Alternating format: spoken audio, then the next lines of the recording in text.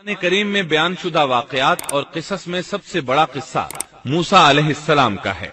آپ اللہ کے اولو العزم رسول تھے۔ آپ کا قصہ قرآن کریم کی 73 سورتوں میں جا بجا پھیلا ہوا ہے۔ 73 سورتوں میں پھیلے ہوئے قصے کو یکجا کرنا آسان کام نہیں۔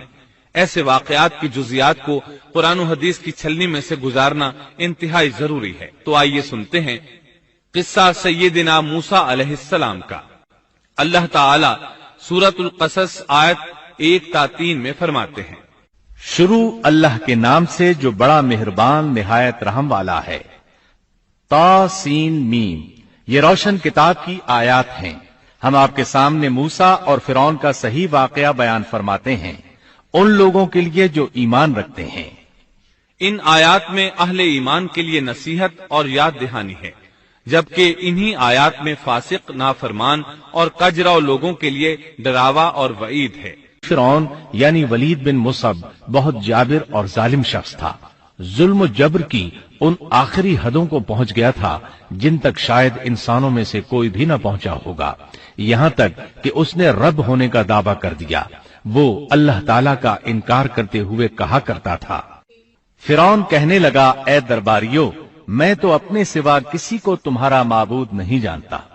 کہنے لگا، تم سب کا رب میں ہی ہوں۔ اس نے الوہیت اور ربوبیت دونوں میں اللہ تعالی سے جھگڑا کیا۔ یقیناً فرعون نے زمین میں سرکشی کر رکھی تھی اور وہاں کے لوگوں کو گروہ گروہ بنا رکھا تھا اور ان کے ایک فرقے کو کمزور کر رکھا تھا اور ان کے لڑکوں کو تو ذبح کر ڈالتا تھا اور ان کی لڑکیوں کو زندہ چھوڑ دیتا تھا۔ بلا شک و شبہ وہ تھا ہی فساد کرنے والوں میں سے۔ اس نے لوگوں کے گروہ اور جماعتیں بنا رکھی تھیں۔ فرعون کے زمانے میں بنی اسرائیل سب سے حقیر اور کم درجہ قوم تھی۔ فرعون نے انہیں حد درجے ذلیل اور بے عزت بنا رکھا تھا۔ سبھی کو معاشرے میں نچلے طبقے میں شمار کیا جاتا تھا، جبکہ مصر میں یہی لوگ شاہانہ زندگی گزارا کرتے تھے۔ فرعون نے اعلان کرا رکھا تھا کہ بنی اسرائیل سب کے سب غلام ہیں۔ وہ ان سے زر خرید غلاموں کی طرح مزدوری لیا کرتا تھا۔ ان کی عورتوں سے لونڈیوں باندیوں جیسا برتاؤ کیا جاتا تھا۔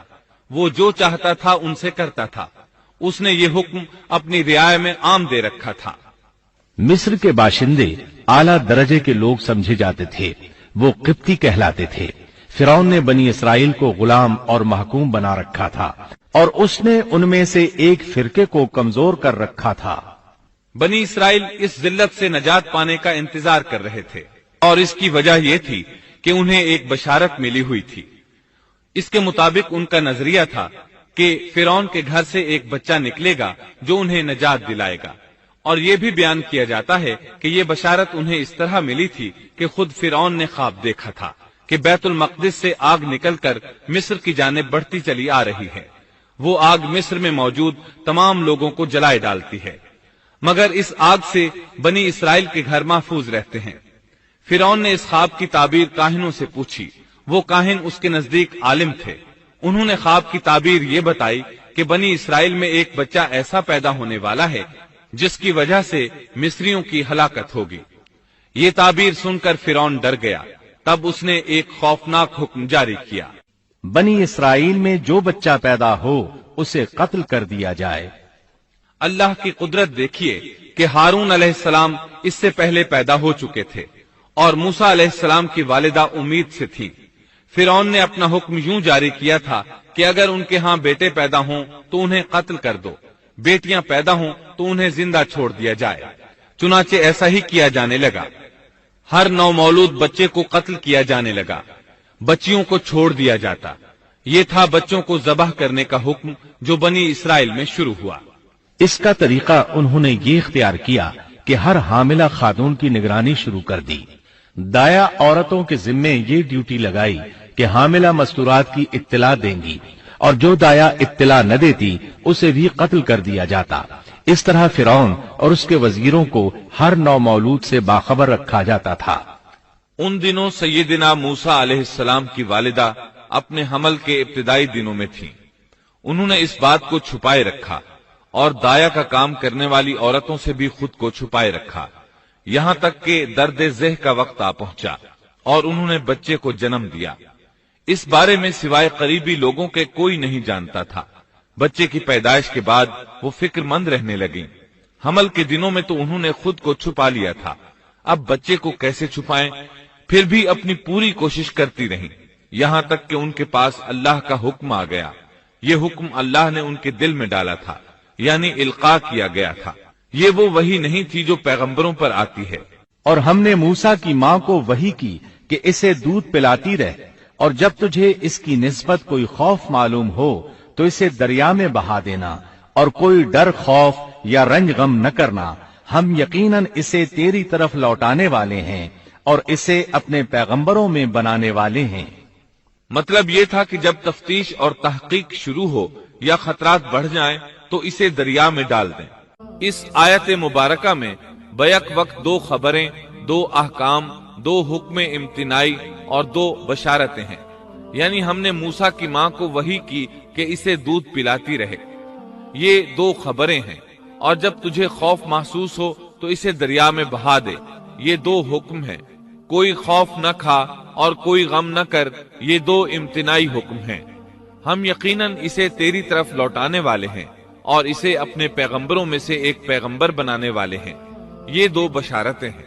और फिर वाकई तलाश शुरू हो गई। बनी इसराइल पर सख्ती की गई। मूसा अलैहिस्सलाम की माँ ने अल्लाह के हुक्म के मुताबिक बच्चे को संदूक में रखा और दरिया में छोड़ दिया। साथ ही मूसा अलैहिस्सलाम की बहन से कहा, तू भी इसके पीछे पीछे चलती जा। चुनाचे वो दरियाए नील की मौजों में चले और उनकी बहन किनारे किनारे चली, अपने भाई की निगरानी करती जा रही है कि दरिया में डालने के बाद क्या बनता है।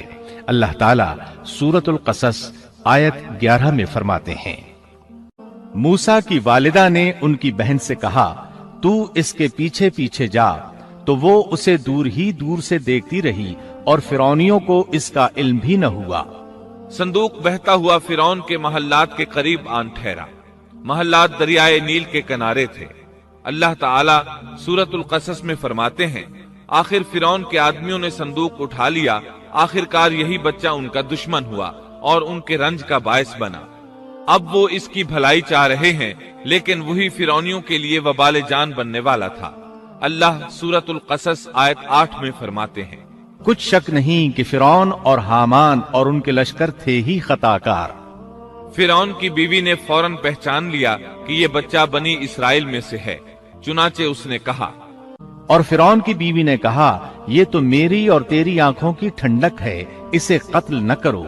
बहुत मुमकिन है ये हमें कोई फायदा पहुंचाए या हम इसे अपना बेटा ही बना लें। और ये लोग शऊर ही नहीं रखते थे। मतलब ये कि इस पूरे मामले में अल्लाह ताला की तदबीर से उन्हें आगाही नहीं थी। इस पर फिरौन ने कहा, ये सिर्फ तेरी आंखों की ठंडक है, मेरी नहीं।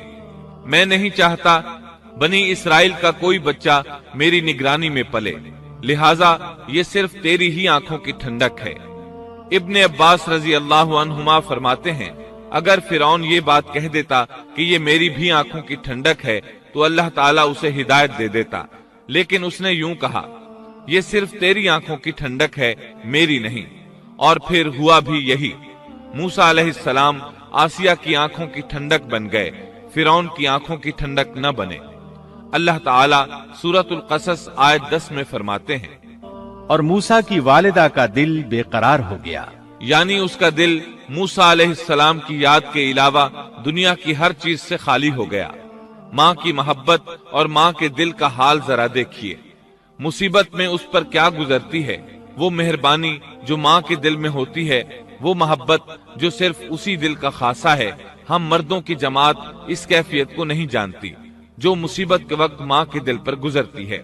चुनाचे अल्लाह ताला फरमा रहे हैं, और मूसा की वालिदा का दिल बेकरार हो गया, यानी मूसा अलैहिस्सलाम की मोहब्बत के सिवा उस दिल में और कुछ न रहा। हर वो चीज जो उसे दुनिया में प्यारी थी, मूसा की मोहब्बत पर गालिब ना आ सकी। बस दिल में मूसा ही मूसा थे। अल्लाह ताला सूरतुल कसस आयत 10 में फरमाते हैं, करीब थी कि इस वाक़े को बिल्कुल जाहिर कर देती अगर हम उनके दिल को ढारस न दे देते। ये इसलिए कि वो यकीन करने वालों में रहे। अब देखिए अल्लाह ताला के काम। उनके नूरे चश्म को किस तरह उनकी तरफ वापस लौटाया। बच्चा जब महल में पहुंचा तो उसने दूध के लिए रोना शुरू कर दिया। اس کے پاس دودھ پلانے والیاں لائی گئیں، لیکن بچے نے کسی عورت کا دودھ نہ پیا۔ آخر وہ بچے کو اٹھا کر باہر لائے۔ اللہ آیت 12 میں فرماتے ہیں، اور ان کے پہنچنے سے پہلے ہم نے موسیٰ پر دائیوں کا دودھ حرام کر دیا تھا۔ جو عورت بھی آپ کو دودھ پلانے کی کوشش کرتی ناکام ہو جاتی۔ اب ظاہر ہے یہ رکاوٹ تو اللہ تعالیٰ کی طرف سے تھی، کوئی دودھ پلانے میں کامیاب ہو بھی کیسے سکتی تھی۔ ادھر موسیٰ علیہ السلام کی بہن دور کھڑی یہ سب دیکھ رہی تھی۔ سورۃ القصص آیت 12 میں ہے، یہ کہنے لگیں، کیا میں تمہیں ایسا گھرانہ نہ بتاؤں جو اس بچے کی تمہارے لیے پرورش کرے اور ہوں بھی وہ اس بچے کے خیر خواہ۔ انہوں نے پوچھا، اے بچی، تو کیسے جانتی ہے کہ وہ اس بچے کی خیر خواہی کریں گی؟ بچی نے جواب دیا، اس لیے کہ وہ ایک غریب گھرانہ ہے۔ جب انہیں معلوم ہوگا کہ یہ بچہ فرعون کے گھر سے آیا ہے تو انہیں انعام و اکرام ملنے کی امید رہے گی۔ اس گھر میں ایک نیک سیرت خاتون ہے، وہ اس بچے کو بخوشی دودھ پلانا قبول کرے گی۔ انہوں نے کہا، چلو ٹھیک ہے۔ چنانچہ آپ کی بہن انہیں گھر لے آئی۔ والدہ محترمہ نے بچے کو دودھ پلایا تو آپ نے فوراً دودھ پینا شروع کر دیا۔ سیدہ آسیہ نے ان کی طرف پیغام بھیجا کہ وہ محل میں آ جائے اور جب تک بچہ دودھ پیتا رہے وہ اس کے پاس محل ہی میں رہے، لیکن موسیٰ علیہ السلام کی ماں نے انکار کر دیا۔ انہوں نے کہا، میرے اہل و عیال ہیں، میرے خاوند بھی ہیں، لہٰذا ان کے ہوتے ہوئے میں گھر نہیں چھوڑ سکتی۔ اب چونکہ بچے نے کسی اور کا دودھ پینا قبول نہیں کیا تھا، اس لیے وہ خود بچے کو لے کر آتے تھے۔ اس طرح موسیٰ علیہ السلام کی والدہ کا بے حد احترام ہونے لگا۔ فرعون کے ہر کارے تحفے تحائف ان کے گھر لانے لگے۔ اللہ تعالیٰ آیت 13 میں فرماتے ہیں، پس ہم نے اسے اس کی ماں کی طرف واپس پہنچایا تاکہ اس کی آنکھیں ٹھنڈی رہیں اور آزردہ خاطر نہ ہو، اور جان لے کہ اللہ کا وعدہ سچا ہے، لیکن اکثر لوگ نہیں جانتے۔ اس طرح موسیٰ علیہ السلام شاہی محل میں پلنے بڑھنے لگے، یہاں تک کہ 18 سال کے خوبرو نوجوان ہو گئے۔ اللہ تعالیٰ آیت 14 میں فرماتے ہیں، اور جب موسیٰ اپنی جوانی کو پہنچ گئے اور پورے توانا ہو گئے تو ہم نے انہیں علم و حکمت عطا فرمایا۔ نیکی کرنے والوں کو ہم اسی طرح بدلہ دیا کرتے ہیں۔ سبيل الدموع سبيل مريح تنهد